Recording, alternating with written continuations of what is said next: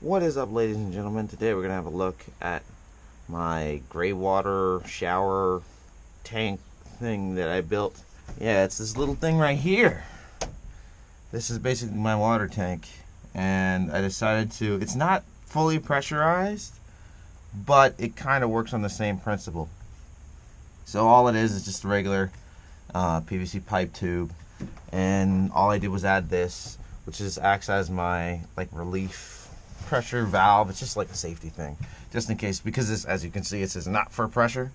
So the idea with this is that what I did was I took a tubeless tire valve, just drilled through here, put this in there, and then I put a regular spigot here.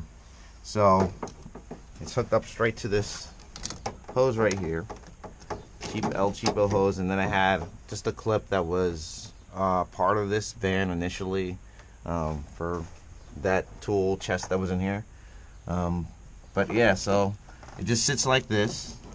The plan with it is basically, when I want to use it, I'm going to make sure, first, so when I want to use it, just take off the top, hook up to an air compressor or something like that, or a foot pump. You could use the same thing.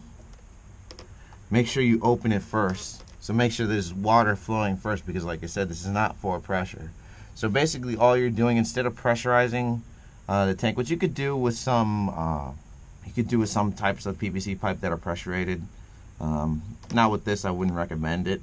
But basically all we're doing is pumping air in and pushing the water out.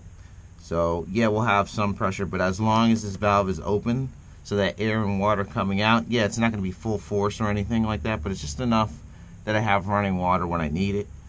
And should there be any problems, that's what this valve is for. It's just a regular ball valve. So just turn this, release some pressure.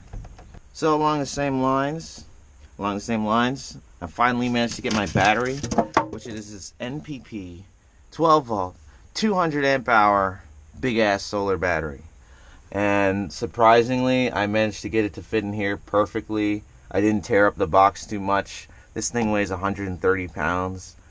But it's a good weight because I feel it in the van and it makes it feel more stable. But yeah, as you can see, it's not hooked up yet.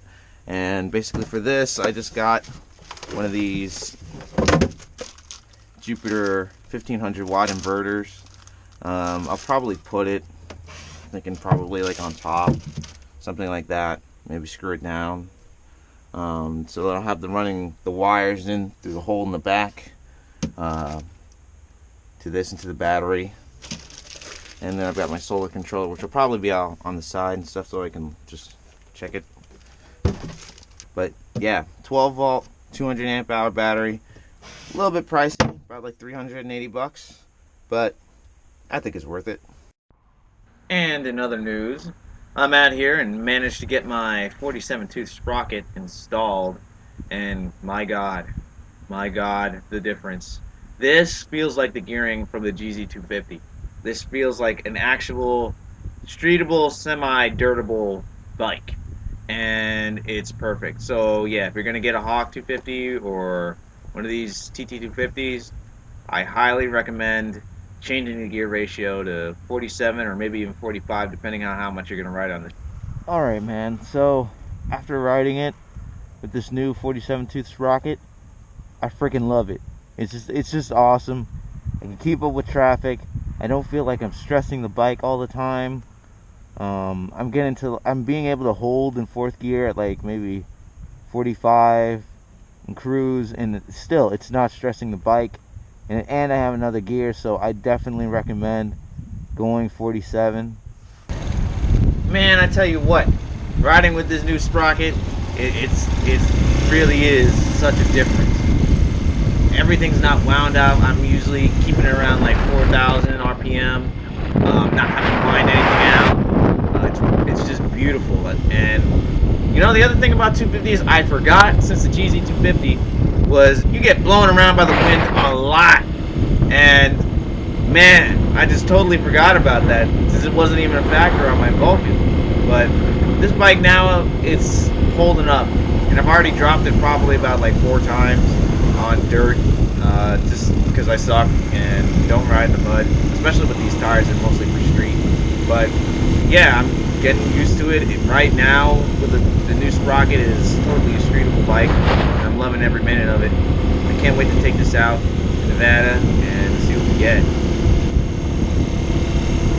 Only one more month to go, and then I'm out of here, and the road trip is going to begin. So stay tuned. Hopefully, everything will be good. And the last thing I have to do with the van is solar panels. Now that the weather's finally breaking up from the cold, so I should have those on probably the end of next week, maybe the week after, depending on how we're doing. And then we'll be good to go come June. Thanks for watching. Peace.